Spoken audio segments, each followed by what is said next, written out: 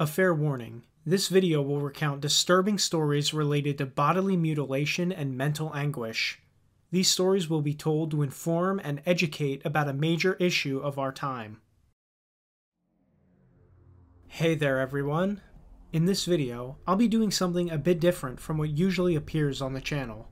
You may have heard me mention on this channel before a forum on Reddit called r/detrans. It's a community of people who share their experiences with becoming transgender and then eventually stopping. This is also known as detransitioning, hence detrans. I'm going to be sharing some of their stories with you all.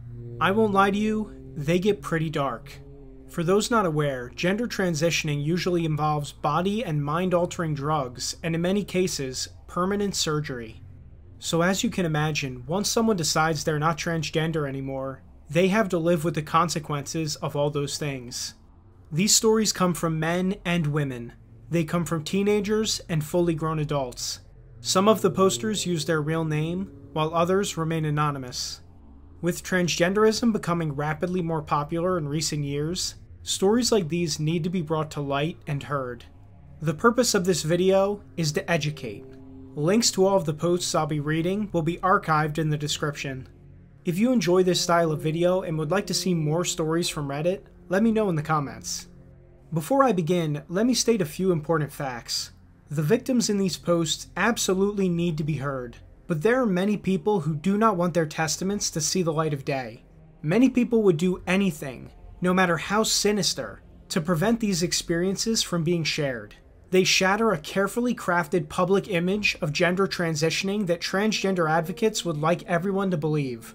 Powerful forces on Reddit have tried for years to get this forum permanently shut down as a hate community.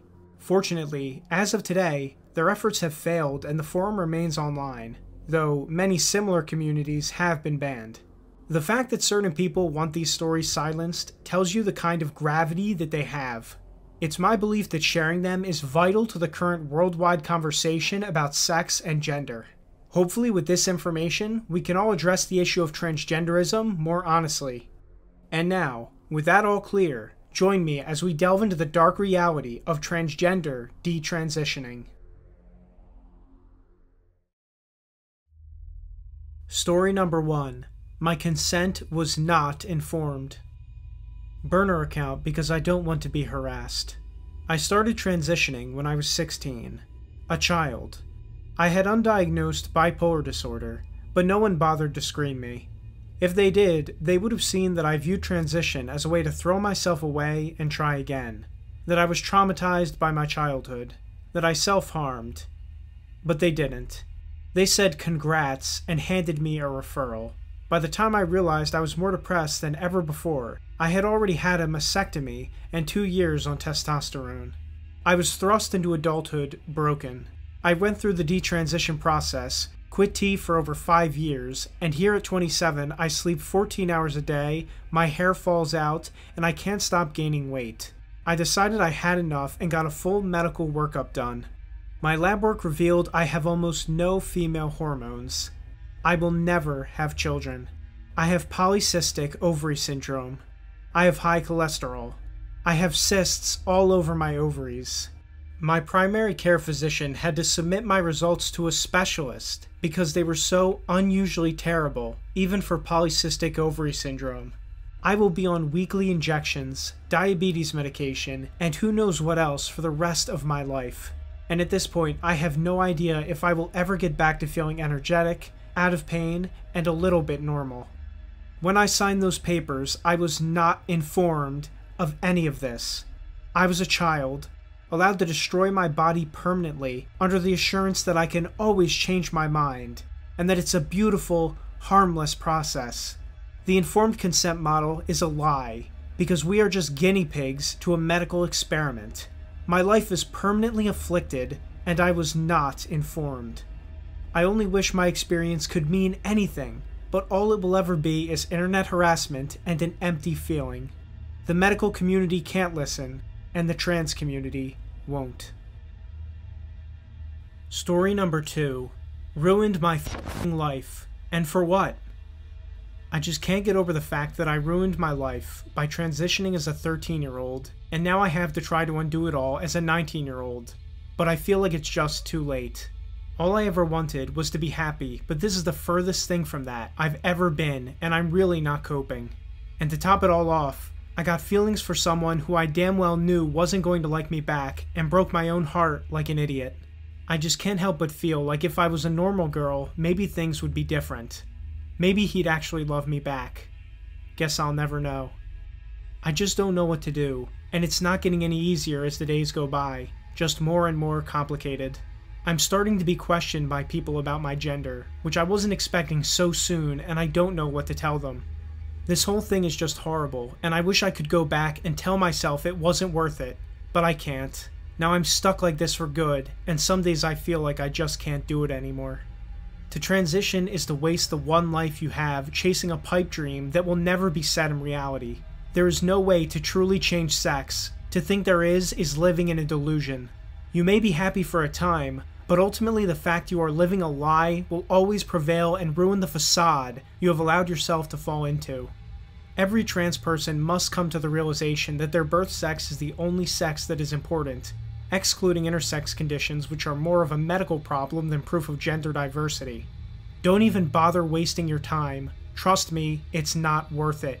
There are pros and cons of both sexes, but it comes down to the genetic lottery. DNA doesn't lie. Chromosomes don't lie.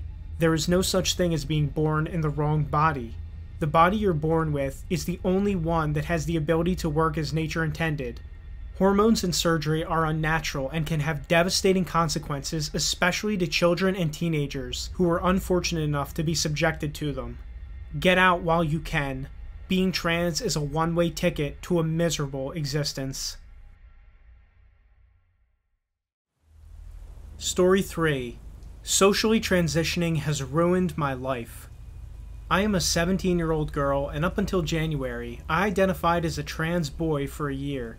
I cut off all my hair last year and went back to virtual schooling because of social anxiety. Because of this social anxiety, I spent a lot of my time on social media, mainly TikTok. TikTok fully convinced me that I was transgender, and being best friends with a trans man, who I was very jealous of for unrelated reasons, I felt absolutely immersed in this fantasy. I had never struggled with my gender before downloading TikTok, and I used to be a really pretty girl. Now my hair is barely chin length, and I have only one friend. My old friends believe me to be transphobic. Also, my mental health rapidly declined, and I treated my friends awfully, which is 100% my fault, and the final straw for them was me becoming a cis woman again. I am too embarrassed to even show my face because I live in a small town and everyone remembers. I don't know what I'm hoping to achieve with posting this. I just feel very alone, and I don't hate the trans community for what happened, but I feel like my high school experience has been robbed from me. I'm so f***ing grateful I realized this before I turned 18 and went through with my plans to medically transition. But socially transitioning has cost me both my happiness and relationships with other people.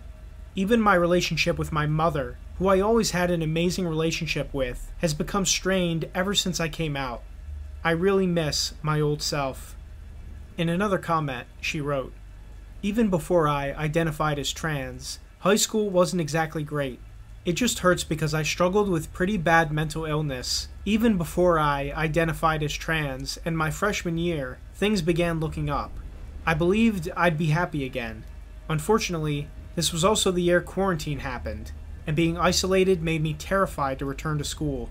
I feel like since quarantine, many young people like me felt alone, and began using trans identity to cope and almost shield themselves with it. But if you question it at all or go back, you're labeled a bigot and could never understand how hard it is for trans people." That's kind of the memo I've gotten from my old friends. Story number 4. Gender reassignment surgery rarely leads to true happiness. I'm trans, had sex reassignment surgery, and I absolutely regret this. What I regret even more is how the trans community keeps so many things hidden from those looking into getting body modification surgeries as extreme as gender reassignment surgery. Now before I read this, I should say I remove parts that describe in gory detail problems with this person's genitalia after their sex reassignment surgery. While that information is important, YouTube probably wouldn't like it. If you want to read those gory details after this video, the link to the full post is archived in the description. That said, there's still a lot in the post worth reading, so here we go. Trans woman here, sex reassignment surgery in 2014, 5.5 years post-op, and I can tell you one thing, I absolutely regret this.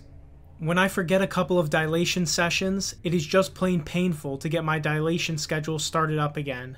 But the trans community brushed my concerns off as nothing to worry about, or with bullshit like, all those horror stories on the internet were written by TERFs to scare you away from gender reassignment surgery.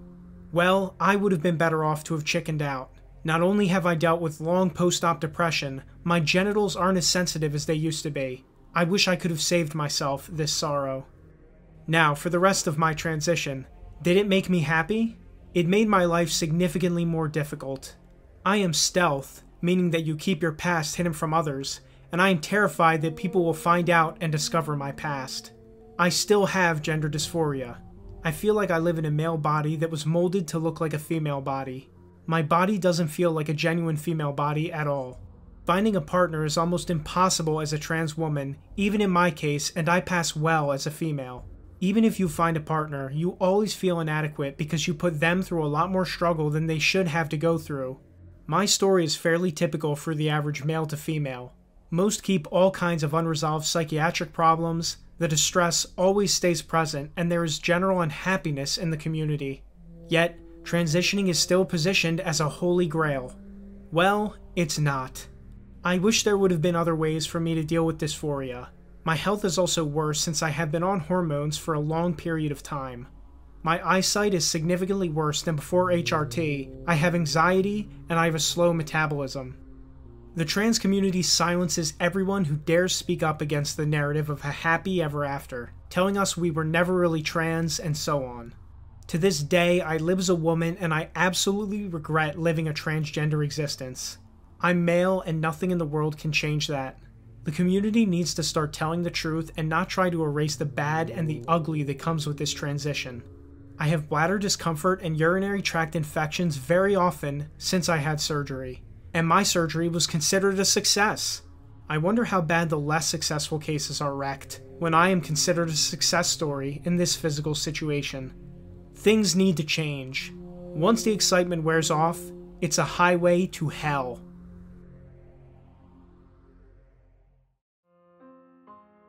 Hey everyone, it's Pax again. So these stories are just some of thousands like them. If I tried to put even a fraction of all the stories there are into this video, it would go on for hours. But I think the stories I included give you an idea of the horror and misery that so many of these people go through. These posts shook me to my core, and I'm sure they did for many of you as well. Now, some people might object to this video and say that these stories are simply made up. In fact, that's the most common way transgender advocates sweep these experiences under the rug. And to be fair, many stories that appear on Reddit are bogus. But when thousands of people are all saying the same things over and over and over again, we can conclude that many of them are telling the truth.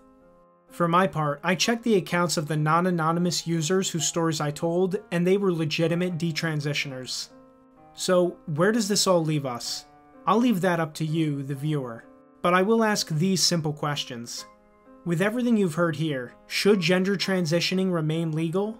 Should it remain something that's glamorized in media? Should society continue to censor and ban critics of transgenderism? Let me know your answers to those questions down below. Personally, I can't think of a sicker society than one that pushes young people into things like this. These people needed spiritual help that only God can provide, not drugs. I wish the people in these stories nothing but the best and a full recovery. Your body may be hurt, but your spirit can still flourish. We can all learn something from their ability to face an experience so horrible and still come out on the other side wanting to help and warn others. I hope this video does what it can to spread awareness, so please share it with people you know, especially if they're suffering any of the issues talked about here. This has been Pax, and thank you all for watching. I will see you in the next video.